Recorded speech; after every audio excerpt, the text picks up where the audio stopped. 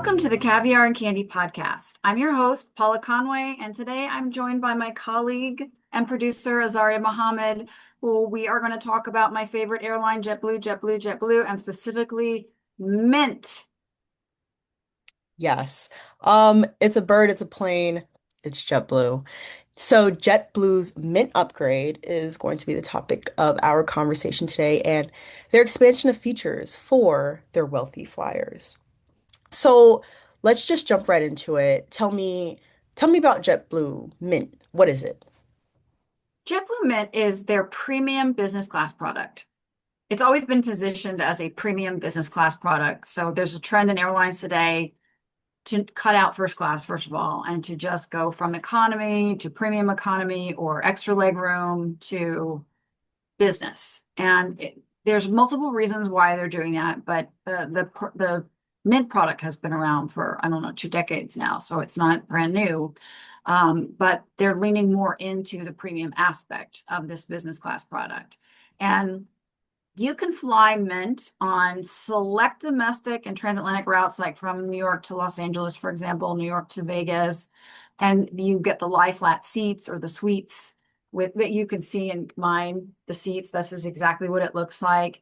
You get what they would consider elevated dining, upgraded bedding, entertainment, more personalized service. So the Mint experience is their first class, even though it's not expressly called first class. And what they're upgrading right now is their premium flyer experience. So they're premiumizing the entire journey. They're doing new restaurant partnerships for Mint. They have the Blue House Lounge at JFK with another planned for Boston and a domestic first class product called Blue First that will be rolling out in 2026. So this menu upgrade, which is what we're focusing on today, is part of a rollout that's going to be happening over the next year. Beautiful. So how exactly is JetBlue upgrading their premium flyer experience? So specifically, we're talking about Mint. So what they're doing is they are investing in lounges, premium seating, but food is something competitors cannot easily copy. It's a sense of place and brand personality, partnering with the restaurants like Crown Shy and Birdie, both based out of New York, also turns an ordinary airline meal experience into something that JetBlue really wants you to remember and to talk about. So I attended a dinner or lunch rather with media, and we were entertained and treated to the new Mint menu before it rolled out on July 30th. So we had the warm Parker House roll with the olive labneh spread. And I have to tell you, this is I would fly just for this warm roll. I will, first of all, I'd fly for bread anytime. But this was such a delicious, soft, doughy roll. And the olive labneh spread is just perfect and gorgeous. I was able to have mine with butter, and I suggest it highly. So if you fly Mint, just ask for butter to go with your warm roll. And then you could choose amongst, you could have each of these small plates, or you could just have one. But so I had the grilled peach marinated tomato, basil, and red vinaigrette salad, and it was phenomenal. Oh, that sounds Um, good. yes, the sweet potato lasagnette with the pecorino cream I had a taste of that. That was delicious. But I actually also had the citrus marinated chicken in the hot vinaigrette sauce. And the chicken was, I hate to say this because I just don't think when you're 30,000 feet, it's going to be exactly the same. Certainly the portions will be different. But I mean, it was so tender and so juicy. And it obviously, because we were at Crown Shy, it had just been prepared. And then for dessert, thank you, Birdie, the chocolate tart with a sabayon, which is a warm custard sauce, and a port wine syrup it was phenomenal. I mean, if I was choosing an airline and I was basing it on food right now, I can tell you, having done it, I would choose JetBlue. Hmm. They don't have like mints, do they? That would be funny if they did, because So JetBlue mint you or are the second person to ask me whether or not JetBlue Mint serves mints in the past 4 weeks. You're the second really. person. And no, and I don't know why. What's the matter? Like, Yeah, I don't know. Their team needs to get on that because that right? would that would be smart. Yeah. And they could call it the mint. Do you see what I did there? Yes, like complimentary mints, like that's easy to The mint. exactly. And they could have a flavor that's unique to theirs. Maybe it's wintergreen combined with peppermint, Hmm. it maybe it's a hybrid, or maybe it's something completely different. I don't know why they're missing that. Well, JetBlue, you guys need to take some notes. But so why do you think JetBlue is choosing to, upgrade their first class experience through cuisine, as opposed Mhm. to like more cabin space or like enhanced lounges? Like, why specifically the menu do you think they're focusing on that? Well, I think it's like I said, I think that the menu is an easy target for upgrading. Also, in the land of following the neighbors and what the neighbor did and the grass is always greener, everybody is upgrading their cuisine. Everybody knows that airline food isn't great, and everybody, particularly in their premium classes of service, even in premium economy and economy too, but in the premium price tags, the higher price tickets really have to upgrade everything because everybody else is on that bandwagon, and everybody's on that bandwagon, as we discussed in a previous episode, because there's more emphasis on a luxury traveler or a high net worth traveler than there ever has been in this K economy. We have less economy seats that we're able to fill, and more premium seats are being sold out overnight, and that person wants a different experience. Okay, that makes sense. So reflecting on your personal first class experience, do you think this new business idea will be effective? Why or why not? Well, I loved the menu. As I said, I loved it. But food is something everybody criticizes.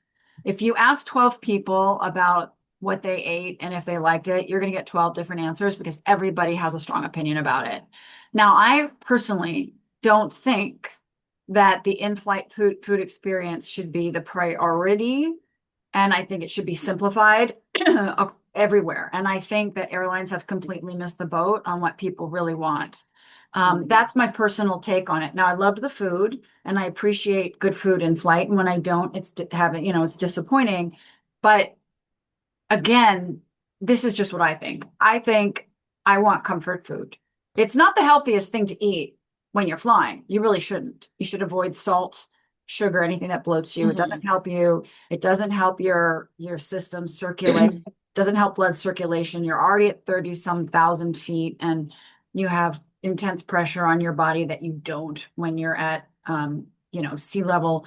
But what I'm saying is that for me, I feel like there should be sort of this, what I would call this couture menu option and a comfort food menu option, because I'd rather Mm. have, the bread. First of all, I would just take like four of those, and that would be Hmm. my meal. I want a mac and cheese, a really good one.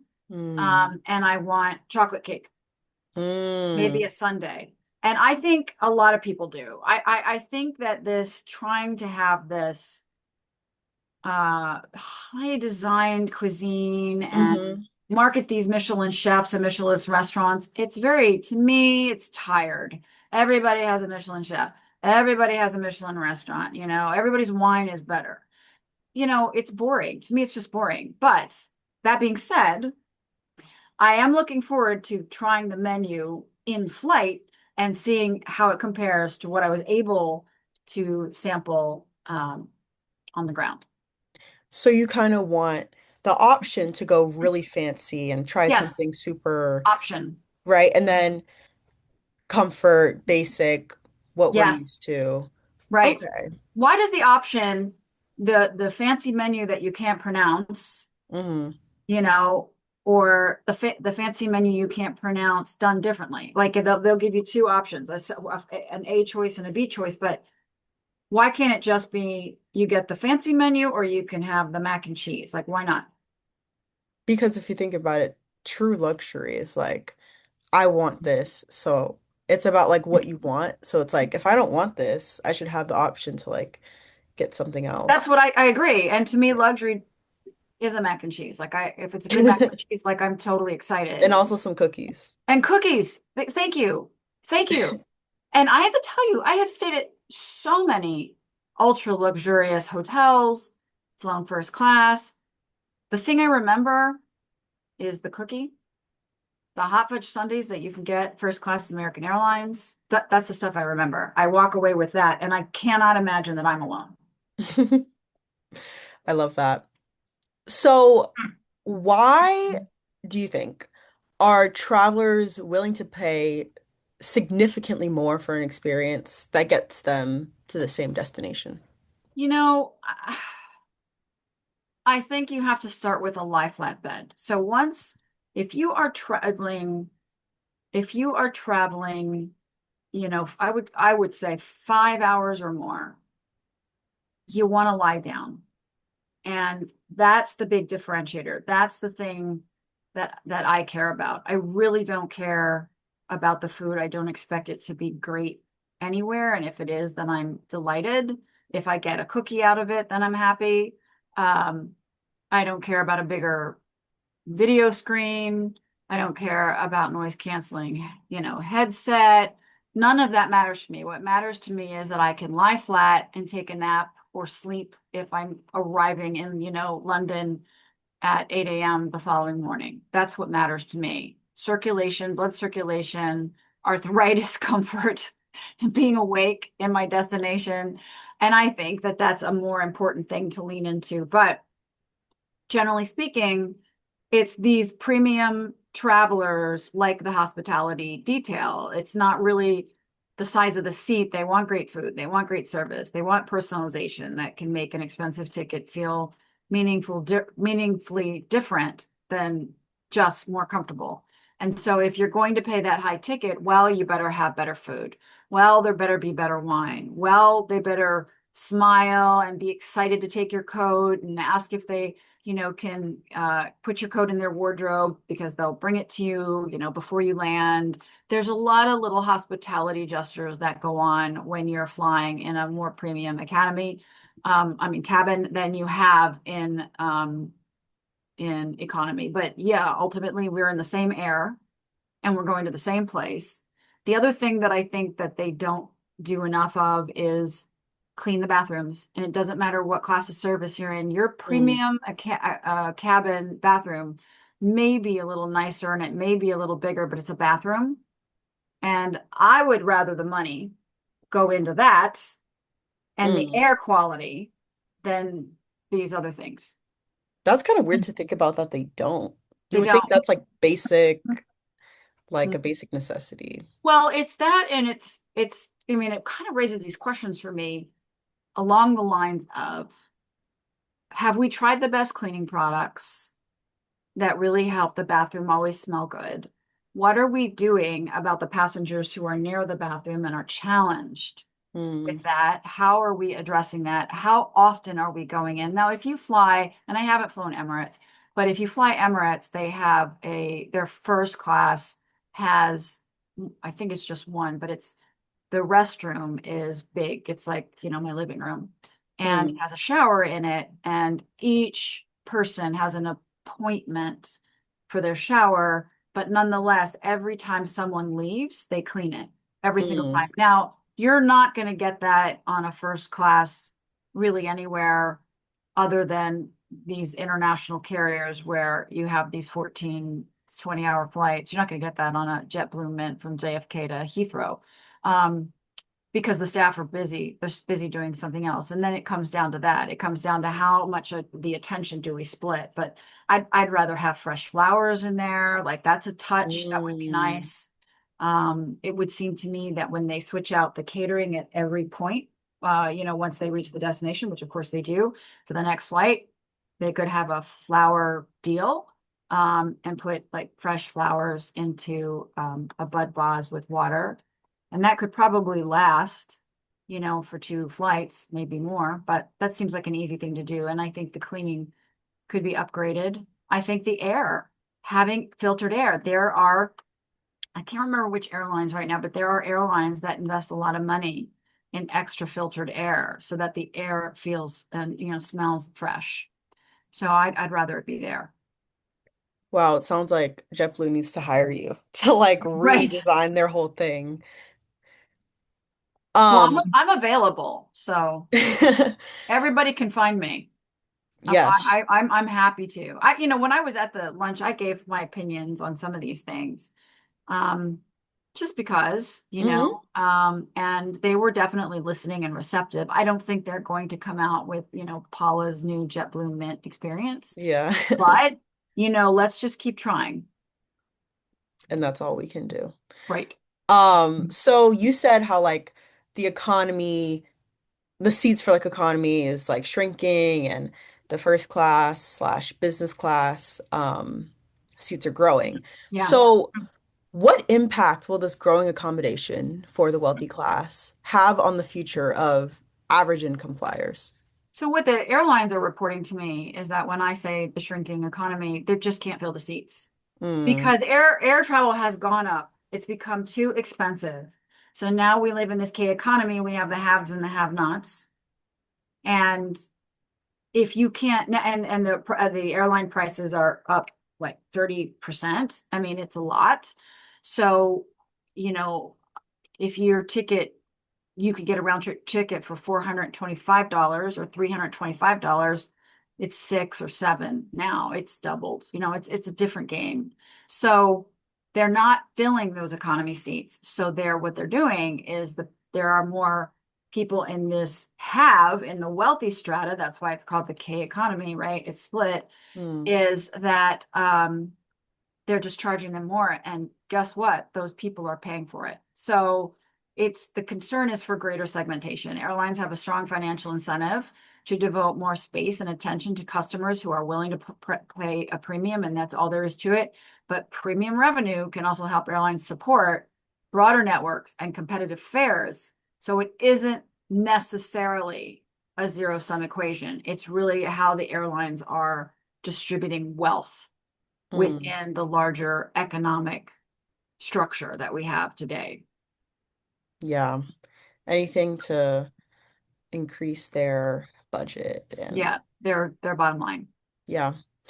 So my last question. In your opinion, do you think luxury is about exclusivity or the quality of the overall experience? It's both. It's absolutely always both. You want to feel that you're getting something that other people aren't. It's just psychological. And you want to feel that the price that you paid actually has a benefit attached to it. Mm, And the overall experience needs to be better. So comfort really to me and to most people is number one. So when you think about a domestic flight, when the first class is just really a bigger seat and some warm nuts, I fly domestically first class sometimes. I'll just use my points and upgrade. And I do appreciate more legroom. I'm tall. I do appreciate a wider seat. I do appreciate that I can cross my legs. I'm really big on the warm nuts. The rest of it, I don't care. But mm, that's the thing that I will upgrade for. hmm. So comfort, I think, and then lack of friction and anxiety, like I can go on first and I'm not wrangling with as many Hmm. people to go to the back of the plane. These little things add up. And I mean, travel, air travel just is uncomfortable no matter what for all of us. Um, and the better time is really spent on sleep, if that's what Hmm. I need to do, or the nap, if I need to take the nap, instead of like trying to figure out, I'm sitting here for 5 hours, for example, and my legs just don't, and they're right up against, they don't fit, and they're right up against the seat in front of me. And I'm going to get thrombosis if I don't get up, but I don't want to get up because I just want to get on with the trip. So Hmm. that's friction. That's just one of the friction benefits. Listen, you and I were talking about flying private. that takes away so much friction. You just Right. drive up to the plane and you get out and they check your passport or your ID. They take your luggage, they take care of screening it. You just board. You just get on the plane. Yeah. That's lack of friction. So I understand why more and more people are trying to get in on, fractional jet ownership and charters, and why the prices are becoming more competitive, because people just don't want that experience of being herded like cattle on the plane. Not, and oh, now, like if you're an economy, they might give you, I don't, honestly, I think you're paying for everything. You want a snack, you're paying for everything.